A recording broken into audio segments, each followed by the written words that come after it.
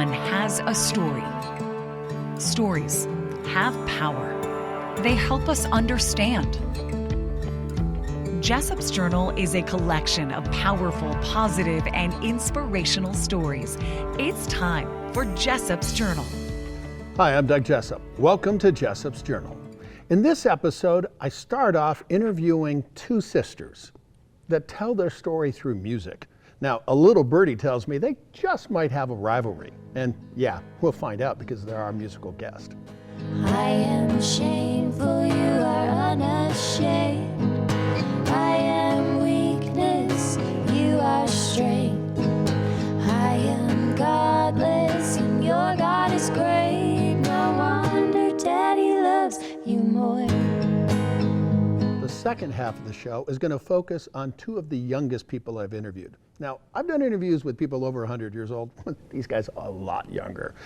First up, Chase Hansen. He's been helping the homeless since, get this, since he was 6 years old. Even ended up on Good Morning America. Really inspiring young man to introduce you to. He's just 10 years old. He's making a difference in the lives of homeless people, one meal at a time. I met Marianne Jensen when she was just 5 years old. She was one of my first clear pinpoint weather kids. Well, she's grown up a little bit, and now she's a published author. It's 82 degrees. In Salt Lake City. Now, what about the rest of the state? You pick one out, and I'll tell you how to say the name of the town. In Cedar City, it's 86. In this episode of Jessop's Journeys, we're traveling at your leisure to Boston, Massachusetts.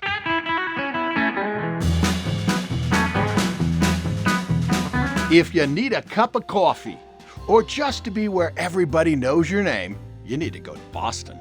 Yes, the TV show Cheers was based on a real pub right here in Boston. Of course, Boston is more known for having tea parties in the harbor.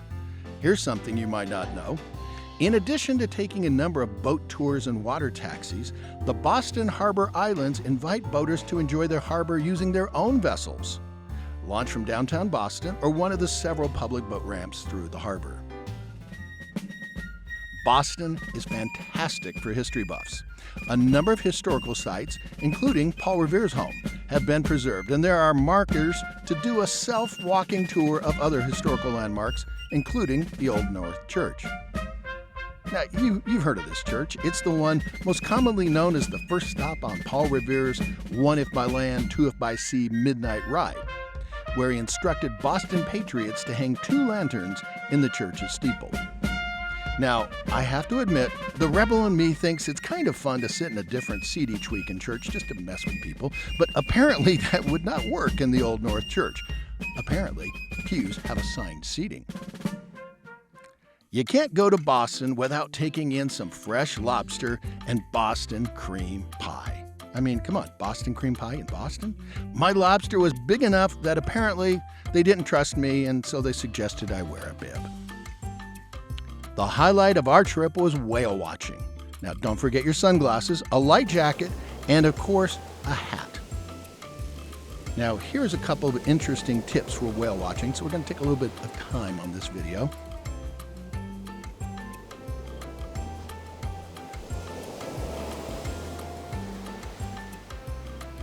Shortly before whales come out of the water, they exhale and create what's called a bubble nest.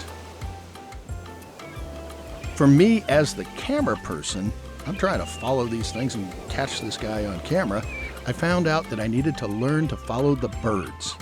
They swarm above the water as the whales surface. See? Check this out.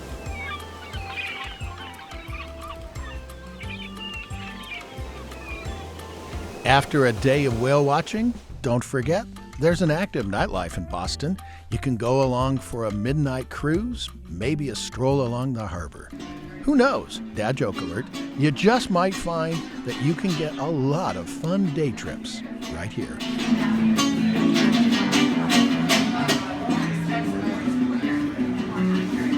With another entry into Jessop's Journeys, people, places, and things you might not know about. I'm Doug Jessop.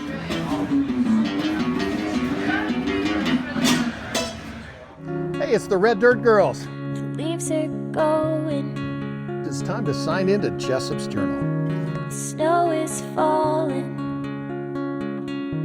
She didn't care to pack her With me today are the Red Dirt Girls. I'm going to let you guys introduce yourselves so I don't screw up your names. So why don't we start with I'm you? Lindy. And? Lacey. Lindy and Lacey. Okay. Do your guitars by chance have names? Yes. This is Emmy Lou. And I actually just got this guitar like a month ago, so it doesn't have an official name yet, but I'm going to have to get back to you on that, on my guitar name. Now, a little birdie told me that there's a story behind this guitar. Yes. Okay, so how in the world did you get this guitar? I won a songwriting competition a few years ago and got to play in Ogden at a concert, and Emmy Lou was the headliner. Emmy Lou as in Emmy Lou Harris, yes. Wow, good job. And so I won this guitar and got to play my song right before her and Rodney Crowell took the stage. So, Are you serious? yeah, that's Oh, really that cool. is so awesome. And then Lacey and I fangirled Yeah. and got some photos and got to chat Got with to her. meet her. yeah. Yeah, it was amazing. It was fun. Now, there's got to be a connection. So Emmy Lou Harris actually has a song by the name of Red Dirt Girl. Not girls, but girl. Yep. Okay. Any connection in that in the name? There might be. 100%. Yeah. Might be. Okay. Yeah, we for a while we were toying with a We few weren't other sure. band Yeah, we names. weren't sure what we were going to name ourselves. And we're the Rogers sisters, so we were like, do we just go by the Rogers sisters? But then But then we we live just in remembered the song and Red Dirt Girls. about 2 red dirt girls in a red dirt town, and we're from southern Utah. What was it like growing up in southern Utah? The best. I loved it. And that's why I lived That's there why again. we're Yeah. still there. Yeah. It's wonderful. Beautiful country, beautiful people. It's Yep. fun. Yep. All of our families there too, so that's really Oh, nice. that helped. So what was the first song that you guys publicly performed as a duo? As Red Dirt Girls, our very first song we sang together had to be Rivalry. We wrote a song about sisters who disagree, and we were just kind of toying with it being maybe my brothers and my sisters and me disagreeing, but then I was like, no, it's got to be just about sisters. And then we wrote a song and played it at a bar, and then we were a band. If I remember right, a bar named Sue. A bar named That's Sue. it. That's Okay, the there one. you go. One You of might our as well give faves. them a shout out. Yep. Yes. Yeah, we love them. Is there a particular song that you guys would like to play for us right now? Definitely. Yeah. Okay, what's it called? This song's called Utah Sunrise. Okay, what's it about? It's actually a song our mom wrote. Oh, wow. Yeah, yeah. Hi, Mom. Yeah. Awesome. Hi, Mom. Love you, Mom. Yes, when we were young. It was for our uncle who passed away from cancer. And he was a southern Utah boy and grew up playing outside in the dirt and climbing the red rocks. And Yep. so she wrote this for him, and it's about a love song to the sun about how it's going to set, but someday it's going to always- rise. Yeah, yeah. It's still with us. Take hold of my hand. Run with me in the red sand. We'll capture the dunes and take over the hills. This precious land has been here long before us. Let's not take for granted the dirt on our knees. You don't always have to climb. I'll be right here. Just take your time. When canyon coyotes call, we'll scale the highest wall. Ooh,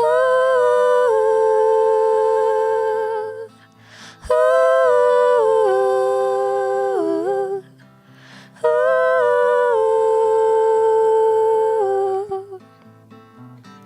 You'll never be loved like you'll be loved tomorrow.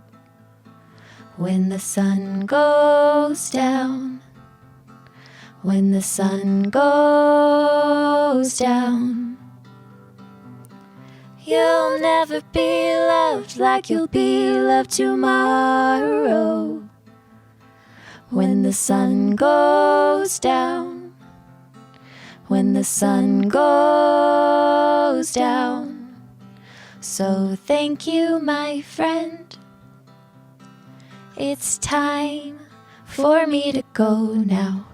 I'll remember your smile, and I'll long for your touch. Our precious time always goes too quickly, but you're not alone. I've sent for the moon and the stars. You don't always have to shine. I'll be right here. Just close your eyes. In true blue mountain skies, the Utah sun will rise. In true blue mountain skies, the Utah sun will rise. You'll never be loved like you'll be loved tomorrow when the sun goes down. One of my favorite inspirational quotes is from Audrey Hepburn. She said, "To plant a garden is to believe in tomorrow."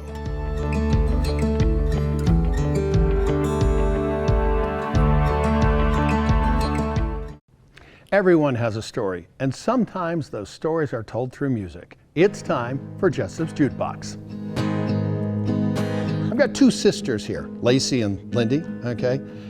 I don't know about you, but of course, they never have any sibling rivalry, but somebody you know might, just saying, okay? With their song of that same name, Rivalry, here are the Red Dirt Girls. I never called us a rivalry.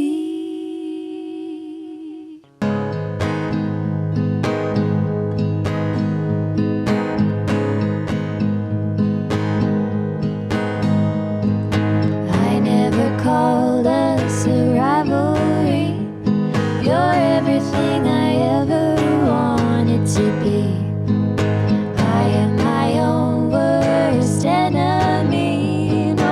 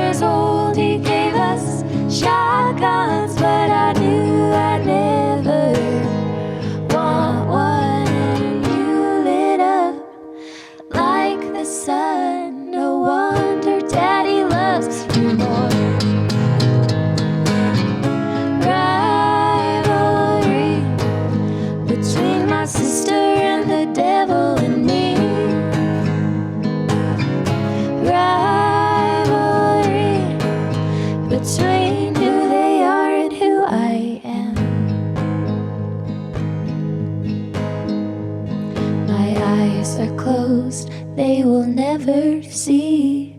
My mind is clouded by empathy. Fear the wrong kind of blood and suffering. No wonder Daddy loves me more. Rivalry between my sister and the devil and me. Rivalry between who they are and who I am. Rivalry between my sister and the devil and me. Rivalry between who they are and who I am.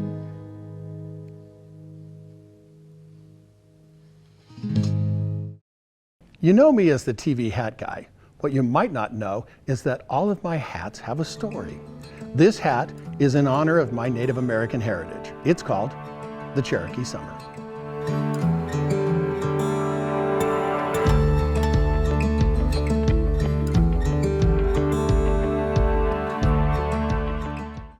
Our next guest doesn't just talk the talk, he walks the walk.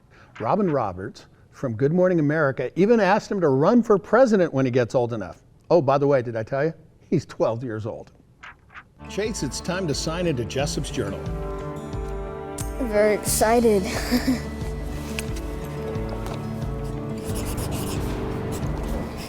So Chase, you and I have known each other for a fair amount of your life, which is kind of strange. There's part of a reason why I've got you on. I recently interviewed a woman by the name of Romaine Wallen-Zito, 103 years old. I remember, I watched the video, it was amazing. Awesome. She was a cool lady. And so she was the oldest person that I've ever interviewed. You, my friend, I'm pretty sure, are the youngest one. Okay, you and I chatted. How old were you when I first interviewed you? I think I was about 8, yeah. Okay, and now you are? I'm 11 now. Man, you were just like a rock star at 11. Well, do you remember why I interviewed you the first time?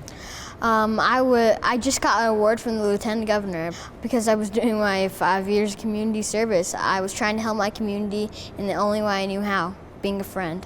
And you're a pretty good friend. Thank you. Now, there's a special group of people that you like to befriend, and tell me who they are and why you do it. For the past couple of years, me and my dad have been working with people who are lonely, people who are suffering. We've been mainly focusing on the homeless populations because it's people we see everywhere. For the past, we've just been picking people up, lifting them, putting them on their feet, and just talking to them and becoming their friend through a meal for 30 minutes to an hour. And becoming their friend was honestly the most meaningful experience I ever had. That was the first time I encountered a homeless person face to face, human interaction. Since that interview, you've had a couple more interviews. I have.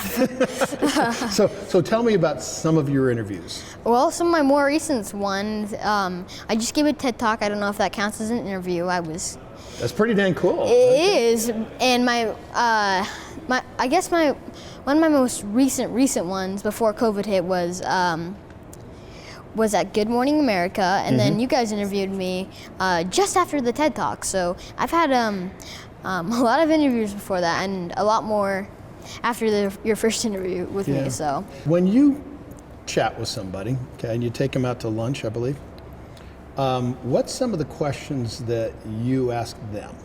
What my dad likes to call innocent questions. Questions that are like, what's your favorite color? What's your favorite superhero? What do you like to do for fun? Questions like that. What's your favorite type of pet? All those questions gather up to one simple sentence my dad says, innocent questions. Innocent questions. Okay, so, Mr. Chase Hansen, what's your favorite color? My favorite color right now is probably silver. Silver, okay. Favorite pet? My dog, Finn. Finn. Okay, what kind of dog is Finn? He's a Maltese mix. We adopted him. We don't know his exact breed, but he's the cutest dog in the world. There you go. Okay, and he was homeless apparently. He was So, in the streets of Mexico. So yeah, there you go. Even your dog was homeless. You helped out. Good job. Really inspiring young man to introduce you to. He's just 10 years old. He's making a difference in the lives of homeless people, one meal at a time. Okay, so how in the world did you get into Good Morning America? it was crazy. Apparently, when we were talking to one of the editors, he knew some of the people that we've been talking to and been sending emails to. So they were playing forward tag, and it got to this co-editor, and he said, this might actually be a story. So he told Robin about it, and she was like, go ahead. So a couple days later, I was astonished. I was on Good Morning America, and then a couple weeks later, I was flying out to New York. Good job. What was the thing that surprised you the most about being on in Good Morning America? Oh wow, I've never been to New York, it was amazing. I loved Central Park. I loved all of it. I played a Spider-Man game that's full of, it's like New York everywhere, so I'm like, I know this place. Yeah. The thing that surprised me most was I actually got on. Somebody heard my story and told people about it. I somehow got on to Good Morning America. Yeah, very, very cool. Well, I remember there was one thing that one of the hosts there said is that, you ought to run for president, huh? I think I speak for everyone. When you grow up, could you please run for president? Yeah. A lot of people have been saying that to me lately, but I've been thinking. I wanted to run for president of the world when I was a little kid, but now I want to run for global impact officer, trying to impact the world in my own way. So. Well, thank you very much for coming on Jessop's Journal today. Everybody needs a cheerleader, somebody that's in their corner that's going to spur them on and cheer them on. But you know what? I think everybody also needs a coach. The difference between a coach and a cheerleader is that a coach will bluntly kick you in the pants once in a while when you need that. It's just that extra little oomph. The guy behind the camera, Ed, he's my coach. Want Doug to broadcast from your event, destination, or business? Follow Doug.com. Keeping with the theme of young people doing great things, Marianne Jensen was one of my first clear pinpoint weather kids. Met her when she was about 5 years old. I think it was like her last day of preschool. Well, I've kept in touch with her over the years. Now she's a published author. Marianne, it's time to sign into Jessop's Journal.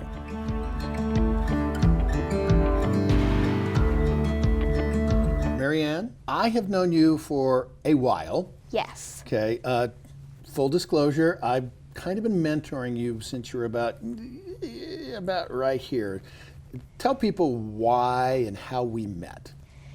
When I was 2 years old, I watched Cloudy with a Chance of Meatballs for the first time. And that's when I saw Sam Sparks. And I'm like, oh my gosh, I want to be like her. Okay, everybody, you are not going to believe this one, but we are about to be in the epicenter of a perfect food storm. That's when my love of meteorology came into play. And then my grandma saw the commercial to become a clear pinpoint weather kid. So she told us, and then my parents and I made a video. In St. George, it's always sunny. Send it into ABC4, and then on my last day of preschool, when I was 5 years old, I came here to ABC4, and that's when I met you. And then I did the weather on live TV with Jim Kosek. I did not realize it was your last day of preschool. Yes. Oh my heck. Okay, yeah, because that was a promotional fun thing that I came up with a long time ago. You did a stellar job, by the way. Thank you. You were one of my first weather kids. What was the thing that you remember the most about being on as the weather kid the first time? There were so many things I remember. I definitely remember being on the green screen, like being in front of the green screen, and like I had to look into like this screen where I could see what was behind me, and then I had to use my finger to like try and find it, and I think that was the hardest part. It's 82 degrees. In Salt Lake City. Now, what about the rest of the state? You pick one out, and I'll tell you how to say the name of the town. In Cedar City, it's 86. Nice. But it was such a neat experience to actually be able to be there, chasing my dreams, and going back and watching it, I'm like, yeah, that is so much fun and I want to do it again. Okay, well, we might be able to arrange that. Just saying, yeah. And then I said, you know what the heck, Mary Ann did pretty good. Let's have her be a junior reporter. Are you so excited to be our junior reporter today? Yes. I can't remember. I know one story that we did, but I can't remember all of them. So do you remember some of the junior reporter stuff you did? When the Ringling Brothers Barnum and Bailey Circus was in town, I went and I interviewed the ringmaster and the guy that works with the circus dogs. And then I think my favorite part was I held this rope and I helped the dogs jump rope at the circus on live TV. So do you have a dog at your house? No, we're not pet people. Oh, well, I still like you. It's okay. Thank you. So that was a couple years ago. What have you been doing since? I have always loved writing and I've always loved stories. And when I was little, I would draw pictures and then write stories to go along with them. Or I'd pick up a picture book and I'd make up stories to go along with it. So I've always really loved stories and writing. But when I was 11 years old in 5th grade, it was almost Christmas time and I just finished my first draft of The Lost Mermaid. So I said that, you know, this would be a great Christmas present for all my friends. So we sat in front of the printer, my parents and I, for hours and hours and printed out copy after copy. And it was just like this paper copy that we bound with an elastic. So not quite as fancy as this one, but I gave it to all of my friends and I just loved the joy that came across their faces. And I was like, you know what? I want to do this some more. So I came to my parents with some money that I had saved up and I said, I want to publish this. I want it to be a real book with a real cover and a spine and a barcode and my face on it. And like, I had all these things that I wanted to do. And they're like, okay, let's do it. So we did that and then we sent it off, and on my 12th birthday, it came, and here we are now. Mary Ann Jensen, how do you want to leave your mark? I want everyone who knows me and everyone who meets me to know that you're never too young to follow your dreams. I mean, I would have never imagined that at 5 years old, I'd be able to do the weather on live TV. And now I'm a 13-year-old published author with 3 published books. So don't underestimate yourself, because it doesn't matter your age. You just should follow your dreams, because that's magical. Very cool. What makes you smile? Spry mouthwash helps me smile. I think it might help you too.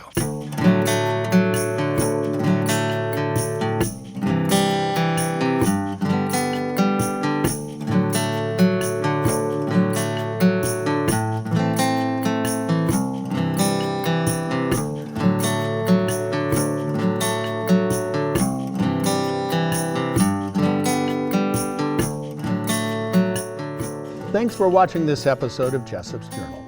It's my honor to share with you powerful, positive, and inspirational stories with people from all walks of life, right here on TV as well as on jessopsjournal.com. Here's the thing I want people to remember. Everyone has a story. Stories have power. They help us understand each other. With another entry into Jessop's Journal, I'm Doug Jessop.